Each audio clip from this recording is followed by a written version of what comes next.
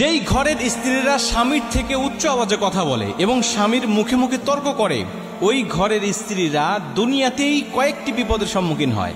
প্রথম নম্বর বিপদ হলো, ওই স্ত্রীর প্রতি স্বামীর অন্তরে কোনো জায়গা থাকে না। আস্তে আস্তে স্বামীর অন্তর থেকে ওই স্ত্রীর প্রতি ভালোবাসা, মায়া, মোহাব্বত সবকিছু দূর হতে থাকে। কারণ স্ত্রী যতই সুন্দর হোক, যতই উচ্চ শিক্ষিত আর উচ্চ বংশ মর্যাদা সম্পন্ন হোক না কেন, স্ত্রী যদি স্বামীর মুখে মুখে তর্ক করে, স্বামীর আওয়াজের থেকে উচ্চ আওয়াজে কথা বলে, সামান্য কিছুতেই রাগারাগি করে, ওই স্ত্রীর প্রতি স্বামীর অন্তরে কোনো জায়গা থাকে না, কোনো মায়া মোহাব্বত থাকে না। কিন্তু স্ত্রী দেখতে খুব বেশি একটা ভালো নয়, কিন্তু সে ভালো, সে ভদ্র, সে নম্র। স্বামী কিছু বললেই সেটা সে আনুগত্য করে নেয়, মেনে নেয়। ওই স্ত্রীর চেহারা ভালো না হলেও ওই স্ত্রীর জায়গা স্বামীর অন্তরের মধ্যে থাকে সর্বসময়।